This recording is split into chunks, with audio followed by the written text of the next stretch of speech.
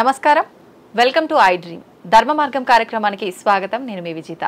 ప్రస్తుతం మనతో పాటు ఉన్నారు మనందరికీ ఎంతో సుపరిచితులు, మీ అందరికీ చాలా సుపరిచితులు డాక్టర్ బ్రహ్మశ్రీ డాక్టర్ కాకునూరి సూర్యనారాయణ మూర్తి గారు. ఇప్పుడు గురుగారితో మాట్లాడి చాలా మంచి మంచి విషయాలు మాట్లాడుకుందాం.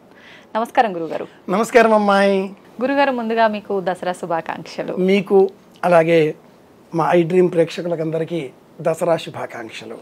నా తరఫున ఐ డ్రీమ్ ప్రేక్షకులందరి తరఫున కృతజ్ఞతలు గురుగారు. శుభమస్తు. గురుగారు, టాపిక్ విజయదశమి.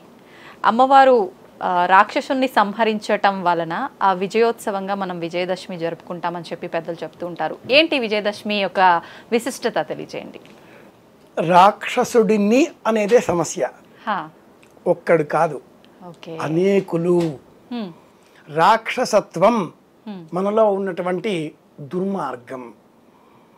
కామ, క్రోధ, లోభ, మోహ, మద, మాత్సర్యాలు అనే ఆరింటిని కొన్ని వేల మంది లక్షల సార్లు చెప్పి ఉంటారు. ఈ ఆరింటికి మూలమైన ఇంకొక రూపం పేరు అసూయ. అసూయ కారణంగానే ఈ ఆరు ఉన్నాయి. ఈ ఆరింటిలో కూడా కామ, క్రోధ, లోభ ఒక సెట్టు, మోహ, మద, మాత్సర్యాలు ఒక సెట్టు. కామము, మోహము ఒకటి, క్రోధము, మాత్సర్యము ఒకటి. ఇలా చూసుకోవాలి.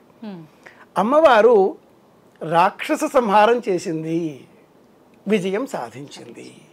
ఎవరి అమ్మవారు? మనలో ఉన్నటువంటి నిర్ణయాత్మకమైనటువంటి శక్తి. మనం పురుషకారంతో ఉన్నాం. ఆడవాళ్ళు కావచ్చు, మగవాళ్ళు కావచ్చు. రూపాన్ని ధరించి ఆలోచనలతో క్రియాత్మకంగా ఒక పని చేద్దాం అన్న సంకల్పంతో ఉండడమే పురుషకారం. ఈ ఆలోచన సక్రియగా మారినప్పుడు శక్తిని వినియోగించాల్సి వస్తుంది.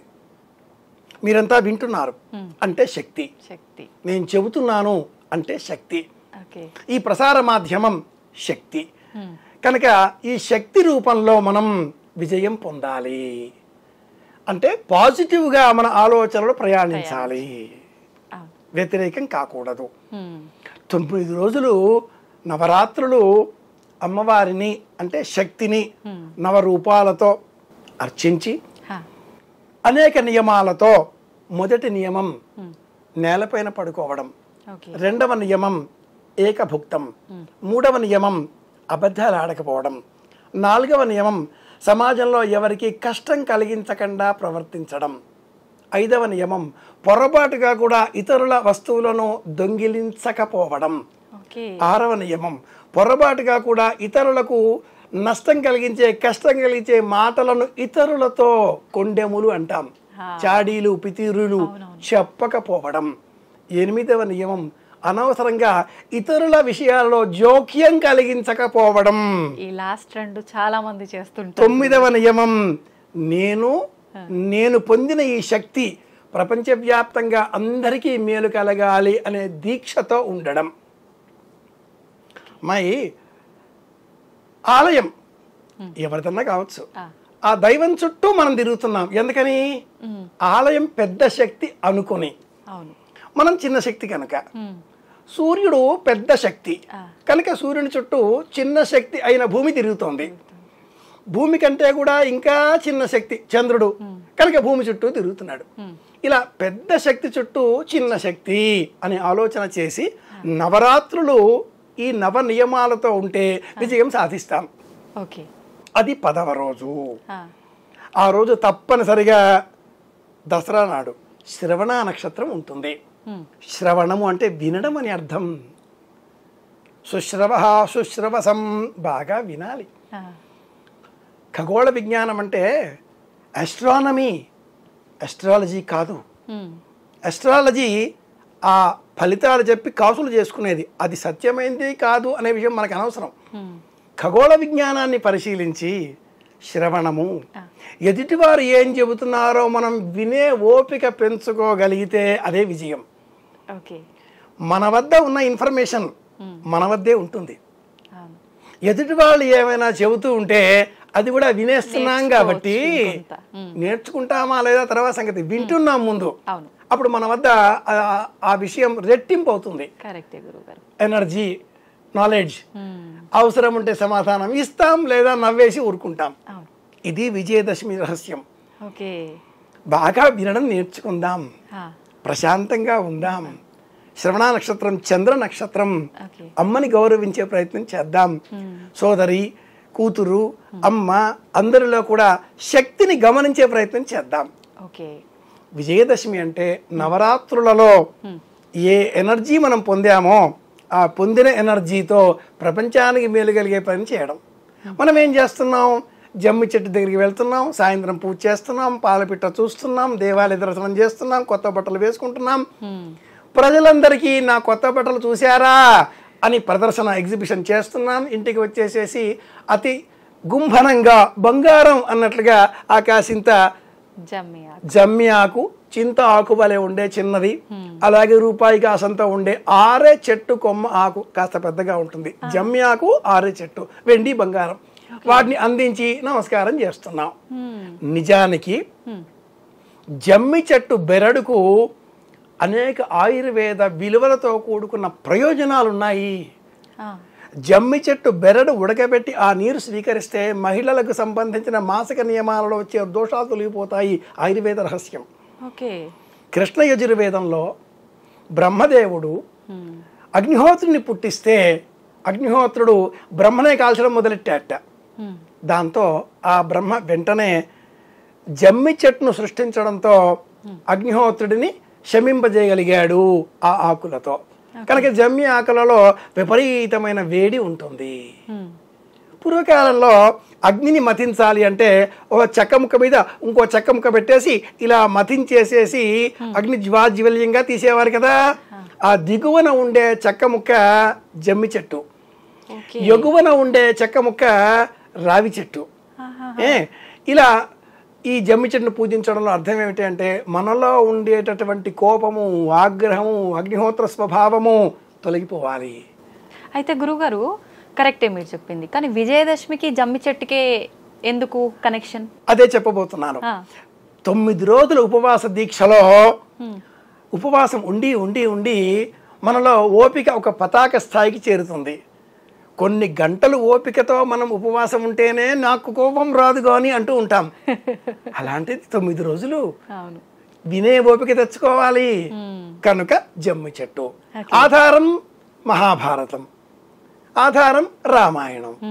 విరాట పర్వంలో పాండవులు అజ్ఞాతవాసం చేస్తూ మొట్టమొదటగా వాళ్ళందరి పేర్లు విజయ విజయ విజయ అనే పేర్లే ఉంటాయి. నాటక పరిభాషలో కంకుభట్టు, వలలుడు, బృహన్నల, తంత్రిపాల, దామగ్రంథి ఈ పేర్లు మనం పెట్టుకుంటాం. కానీ 5 పేర్లు రహస్యనామాలు విజయకేతనుడు, విజయసేనుడు అనే పేర్లే ఉంటాయి. తమ ఆయుధాలన్నింటినీ జమ్మి చెట్టు కొమ్మల్లో కట్టేశారు. ఓపిక కావాలి. వాళ్ళెవరు? పాండవులు, యోధాన యోధులు. అటువంటి వాళ్ళు ఒక చోట దాస్యం చేయడానికి వెళ్తున్నారు. ఎంత ఓపిక కావాలో.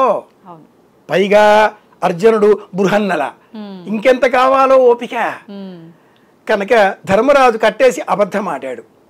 ఇక్కడ మా తల్లి గారి శవం ఉంది అని చెప్పాడు. ధర్మరాజు ఒకసారి 3 సార్లు మహాభారతంలో కనిపిస్తాయి. సంవత్సర కాలం ఓపికగా కాలం గడిపేసిన తర్వాత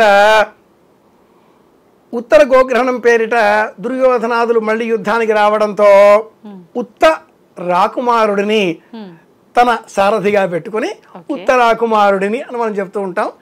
ఆ చెట్టు వద్దకు వెళ్ళి చెట్టు పైన ఉండే ఆయుధాలు నేలపైన దించిన తర్వాత తన ఆయుధాన్ని చేత పట్టుకోగానే అర్జునుడు గాంధీవి అయ్యాడు. ఒక్క సమ్మోహనాస్త్రంతో కౌరవులందరినీ ఓడించాడు. ఇది విజయానికి ప్రతీక. అర్జునుడికి ఉండేటటువంటి 10 పేర్లలో ఒక పేరు విజయుడు. కనుక విజయం పొందాలి, మనలో ఓపిక పెరగాలి. శమీ శమయతే పాపం. జమ్మి చెట్టు చేతబుచ్చుకుంటే మనం చేసిన పాపం తొలగిపోతుందట. పాపం అంటే ఈ 9 రోజులు ఏవైతే చేయకూడని అనుకున్నామో అవి చేయడమే. ఇతరులకి నష్టం కలిగించడం, ఇతరులకి కీడు కలిగించేటటువంటి మాటలని మనమే ప్రచారం చేయడం, ఇతరుల సొమ్ము అపహరించడం, ఇవన్నీ పాపాలు కాదు. తెలిసి తెలియక చేసి ఉంటాం. అవి తొలగించుకోవడం కోసం జమ్మి ఆకుల్ని పట్టుకోవాలి. శమీ శత్రు వినాశనం. శత్రువులు ఎవరు? అసూయ. కామక్రోధాదులు ఉన్నాయి, లోపలే ఉంటాయి. బయట ఎవరు శత్రువులు గారండి, అందరూ మిత్రులే. వాళ్ళల్లో ఉండే ఈ అవగుణాలు మనకు కష్టం కలిగిస్తాయి. అలాగే వాళ్లకు కూడా మనలో ఉండే ఈ అవగుణాలే కష్టం కలిగిస్తాయిగా. కాబట్టి శత్రువులు ఎవరు అంటే అవగుణాలు, అవలక్షణాలు. అవి తొలగిపోవాలి. వీటిని పెద్దవాళ్ళకి ఇచ్చి చిరంజీవ అంటూ ఆశీర్వచనం స్వీకరించాలి. అర్జునస్య ధనుర్ధారి రామస్య ప్రియదర్శన. విజయదశమి నాడు మనం చెయ్యవలసింది సూర్యోదయం కంటే పూర్వమే లేచి చక్కగా స్నానాదికాదులు చేసి ఉదయమే కొత్త బట్టలు కట్టుకోవాలి. సంప్రదాయపరమైన దుస్తులు ధరించి దేవతారాధన చేసి దీపారాధన చేసి ఇష్టంగా కుటుంబ సభ్యులందరూ కూడా కలిసి చక్కగా తీపి పదార్థం తినాలి. ముందు తీపి, మధ్యలో తీపి, చివరిలో తీపి తప్పనిసరి. భోజనంలో ఆది మధ్య అంతం తీపి. సాయంత్రం 4:50 అపరాజిత ముహూర్తం అనే ముహూర్తం ఉంటుంది అన్నట్టు. అమ్మాయి ఈ మధ్యకాలంలో ఒక్క iDream సత్యం చెబుతుంది. ఇలాంటివి అనేక ఛానల్స్ మొదలయ్యాయి. ఎవరికి తోచింది వాళ్ళు ఇది అపరాజిత ముహూర్తం, ఇది ఈ సమయం, ఈ సమయంలో మీరు ఈ పని చేశారో విజయం మీదే, చేయలేదో మీరు అయిపోతారు అని బెదిరించే భయపెట్టే మాటలు చెబుతూ ఉన్నారు. అవేవి శాస్త్ర ప్రమాణాలు కావు. సూర్యాస్తమయానికి 48 నిమిషాల కంటే పూర్వం ఉన్న సమయం అపరాజిత ముహూర్తం. అలాగే సూర్యాస్తమయం అయిన తరువాత కూడా 48 నిమిషాల వరకు ఉంటుంది. 5:30 to 6:30 ఈ సమయంలో మనం జమ్మి చెట్టును చూచి దర్శనం చేసుకుని నమస్కారం చేయాలి. ఈ ముహూర్తానికి అపరాజిత ముహూర్తం అని పేరు. ఈ సమయంలో శకున శాస్త్రం అవుతుంది. అందులో ఒక పక్షిని చూస్తే మేలని చెప్తారు కాబట్టి పాల పిట్టను చూడండి అన్నారు. ఏ పిట్టను చూసే అవసరం లేదండి, మీ మనసును మీరు చూసుకున్నా చాలు. నేను అన్యాయం చేయను, నేను ఎవరికి పొరపాటుగా కూడా పితూరీలు చెప్పను, నా వల్ల ఎవరికి ఏ కష్టం కలగకుండా నా ప్రవర్తన ఈ క్షణం నుంచి మార్చుకుంటాను. అదే దశమి, అదే విజయదశమి. ఈ సమయంలో మనం ఏ సంకల్పం చేసినా, ఓ ఇల్లు కావాలి, ఉద్యోగంలో ప్రమోషన్ కావాలి, విదేశాలకు వెళ్ళాలి, ఉద్యోగంలో లేదా చదువులో ఉన్నత శ్రేణి కావాలి, అన్నీ ఫుల్ఫిల్ అవుతాయి, కంప్లీట్ అవుతాయి. ఎందుకని 9 రోజుల నియమంలో మిమ్మల్ని మీరు అప్డేట్ చేసుకున్నారు. వెర్షన్ మారిపోయింది. ఇప్పుడు 5G కాస్త 6G ఎలా మారిపోబోతోందో భవిష్యత్తులో మనం కూడా అప్డేట్ అవుతున్నాం. ఇతరులు నష్టం కలిగించకుండా, ఇదే విజయం. ఒక్క విషయం అండి, అప్డేట్ కాకపోతే అవుట్డేట్ అయిపోతాం. సనాతన భారతం, వైజ్ఞానికం, ధర్మశాస్త్రం, పురాణ విజ్ఞానం, వేద విజ్ఞానం, వీటన్నింటి పరమార్థం ఒక్కటే. మనల్ని విజ్ఞానవంతులుగా చెయ్యాలి. మనం అచ్చమైన స్వచ్ఛమైన నీతి గల వ్యక్తులుగా మారాలి. ప్రపంచానికి ఆదర్శప్రాయంగా మిగిలాలి. దుర్యోధనుడు, రావణుడు కాకుండా ఉండాలి. ధర్మరాజు, రాముడు ఇలా కావాలి. అందుకే మన పండుగలు, ఆ పండుగలలో అతి పెద్ద పండుగ దసరా పండుగ. ఇది ఉద్దేశం. సంతోషం గురుగారు, చాలా అద్భుతంగా వివరించారు. నిజంగా నేను అడగాలనుకున్న క్వశ్చన్ కూడా నాకు ఛాన్స్ ఇవ్వలే, మీరే చెప్పేశారు. ధన్యవాదాలు. శుభమస్తు.